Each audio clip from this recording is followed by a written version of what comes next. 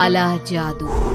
अपने बेटे रिशु के माथे से टपकते हुए पसीने को देखकर सविता की हालत खराब हो गई। ऐसा आज पहली बार नहीं हुआ जब रिशु नींद से घबरा कर जागा है।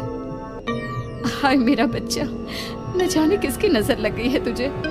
जब से मेरे बच्चे ने 10वीं के एग्जाम में स्कूल टॉप किया है तब से रोज बुरे बुरे सपने आने लगे हैं। हाँ माँ, मैंने आज फिर से एक काले साए को देखा। वो यहीं मेरी आंखों के सामने खड़ा था। माँ मुझे बचा लो माँ। वो मुझसे कह रहा था कि मुझसे बदला लेगा। माँ कहीं ये प्रशांत। चुप कर, कैसी बात कर रहा है? दोबारा उसका नाम मत लेना। तुझे पता है ना, उस प्रशांत ने आत्महत्या कर ली, तो बार बार उसका नाम मत लिया कर। मम्मी, क्या सच में प्रशांत ने आत्महत्या की थी? चुप कर, बहुत सवाल पूछता है आजकल। और फिर रात के वक्त सविता के पूरे घर में एक अजीब सा काला धुआं छाने लगा। गहरी नींद में सोई सविता की जैसे ही आंख खुली उसका दम घुटने लगा। वो दौड़कर रिशु के रूम की तरफ गई जहां उसके दरवाजे पर घूमती एक काली परछाई देख वो बुरी तरह से घबरा गई। कौन है वहाँ? कौन है? सामने आओ। ये मैं हूँ, तुम्हारी काली करतूत।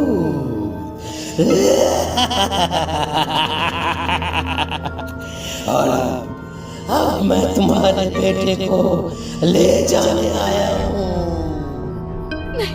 नहीं, मेरे बच्चे को छोड़ दो प्लीज। मेरे रिशु को कुछ मत करना। वो परछाई रिशु के कमरे में घुस जाती है। सविता भी उसके पीछे पीछे दौड़ कर जाती है और देखती है कि अब वो साया साफ नजर आ रहा था। वो सर से पैर तक खून में सना हुआ था और उसके शरीर के सारे अंग कटे फटे हैं। क्या चाहिए तुम्हें? तुम जो बोलोगे मैं करूंगी, लेकिन मेरे रिशु को छोड़ दो। उस परछाई ने रिशु को गर्दन से पकड़कर दीवार के सहारे हवा में उछाल दिया। रिशु जोर जोर से चिल्लाने लगा।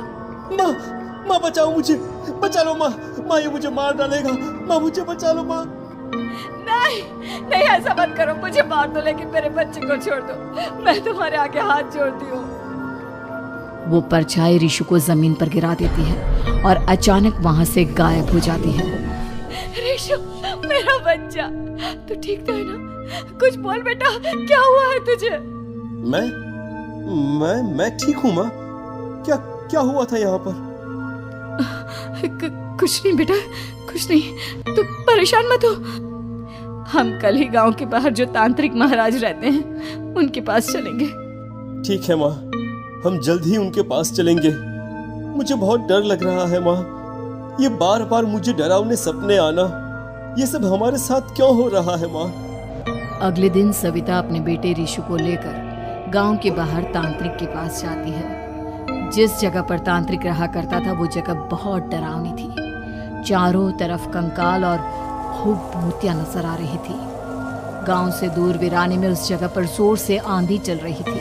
रिशु ने डर कर अपनी माँ का हाथ पकड़ लिया। माँ मुझे बहुत डर लग रहा है। ये कैसी जगह है? देख बेटा, हमारे साथ जो कुछ भी हो रहा है उसका इलाज सिर्फ और सिर्फ ये तांत्रिक महाराज ही बता सकते हैं। अब यही है जो हमें प्रॉब्लम से बाहर निकाल सकते हैं।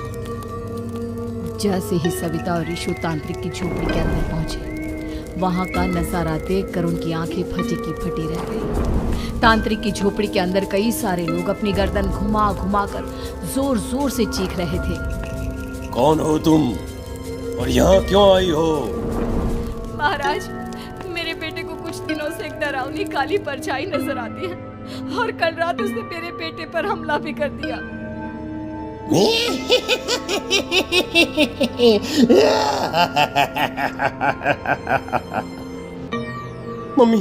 मम्मी हमें यहाँ से चलना चाहिए। ये जगह मुझे ठीक नहीं लगती।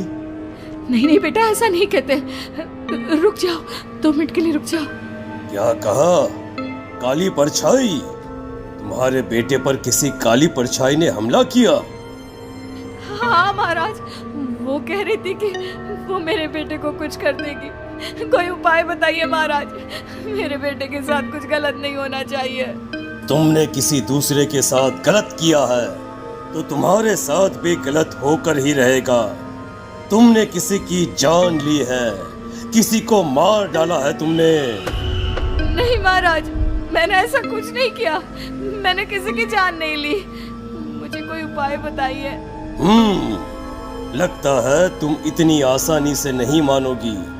मैं तुम्हें अभी उस काली परछाई से मिलवा देता हूँ और वही सारा सच तुम्हारे सामने लेकर आएगा। हाँ?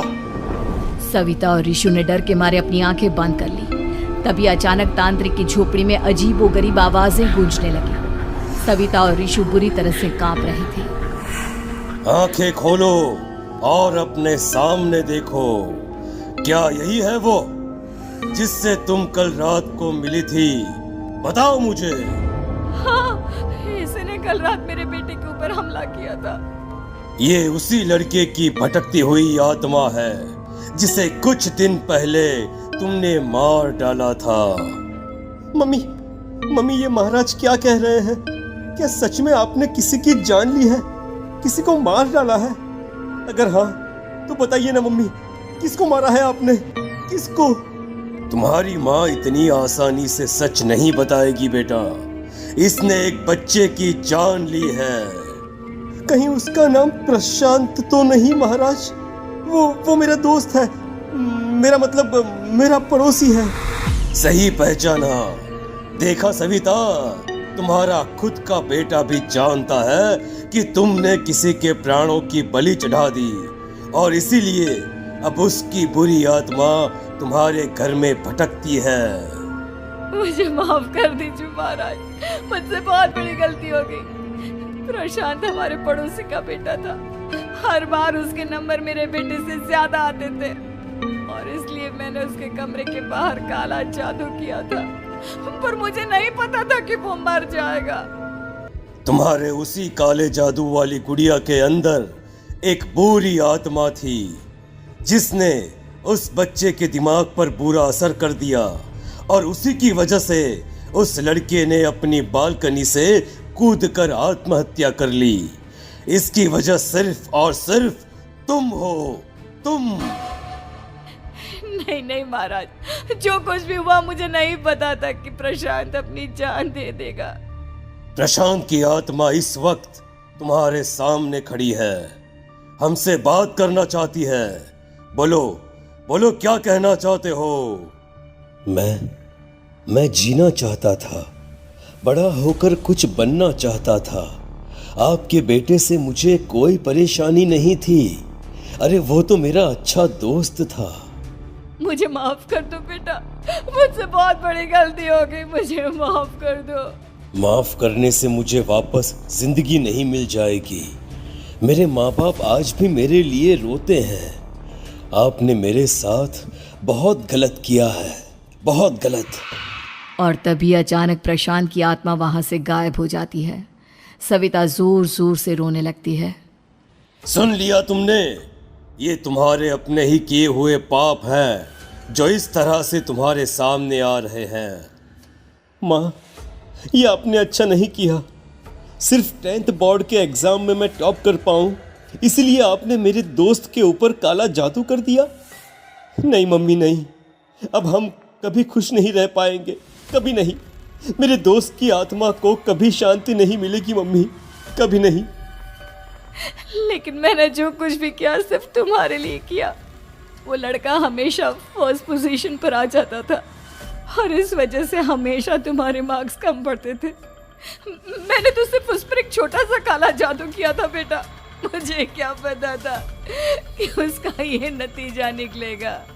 जिस गुड़िया को तुमने उस लड़के के कमरे के दरवाजे पर लगाया था, दरअसल उसके अंदर एक बुरी आत्मा का प्रवेश हो गया था, जैसा कि अक्सर काला जादू करते समय हो जाता है।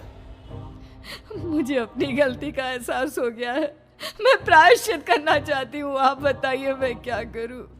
प्रशांत के घर जाकर उस काली गुड़िया को वहां से निकालकर यहाँ लेकर आओ। मैं उसे आग में जलाकर राख कर दूंगा और उसके बाद प्रशांत की आत्मा को हमेशा के लिए मुक्ति मिल जाएगी। अगली रात सविता चुपचाप अपने पड़ोसी प्रशांत के घर जाती है। प्रशांत के माँ बाप प्रशांत की मौत के बाद उस घर को छोड़कर हमेशा के लिए वहां से चले गए थे। जैसे ही सविता उस घर के अंदर कदम रखती है, उसका सामना अजीबोगरीब हैवानियत से भरी आवाजों से होने लगता है। ऐसा लग रहा था जैसे कोई बुरी तरह से चीख रहा हो। सविता जैसे ही प्रशांत के कमरे के बाहर पहुंचती है, वहां पर लटकी हुई गुड़िया के शरीर से खून टपकने लगता है। ये क्या हो रहा है? इस गुड़िया के शरीर से खून क्यों टपक रहा है? सविता हिम्मत करते हुए उस गुड़िया को वहां से उतारने की कोशिश करती है, लेकिन तभी अचानक से बहुत भयानक दिखने वाली औरत उसकी आंखों के सामने आकर खड़ी हो जाती है। मैं यहाँ से कहीं नहीं जाऊंगी, और अगर तूने मुझे यहाँ से हटाने की कोशिश की तो मार डालूंगी मैं तुझे। नहीं नहीं, मुझे तुम्हें यहाँ से ले जाना ही होगा, नहीं तो मेरा बेटा, उसकी जान को खतरा है। मैं तुम्हें नहीं छोड़ सकती। अगर तुम्हारे अंदर हिम्मत है तो मुझे इस घर से बाहर ले जाकर दिखाओ।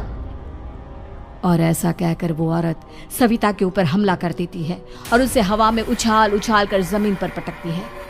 लेकिन तभी अचानक मौका देखकर सविता अपने हाथ में ली हुई सुई उसके हाथ में चुभो देती है। हाथ में सुई लगते ही वो औरत जमीन पर तड़पने लगती है। ये क्या किया तूने? ये क्या कर दिया? तुझे ऐसा नहीं करना चाहिए था। तांत्रिक ने मुझे कहा था कि तुझसे जीतने का सिर्फ यही एक तरीका है जिससे मैं अपने पापों का प्रायश्चित कर सकती हूँ और अपने बेटे की जान बचा सकती हूँ। और उसके बाद वो डरावनी दिखने वाली औरत एक छोटी सी जादुई गुड़िया में तब्दील हो गई और सविता ने उसे ले जाकर तांत्रिक को दे दिया। तांत्रिक ने जादुई गुड़िया को आग के हवाले कर दिया।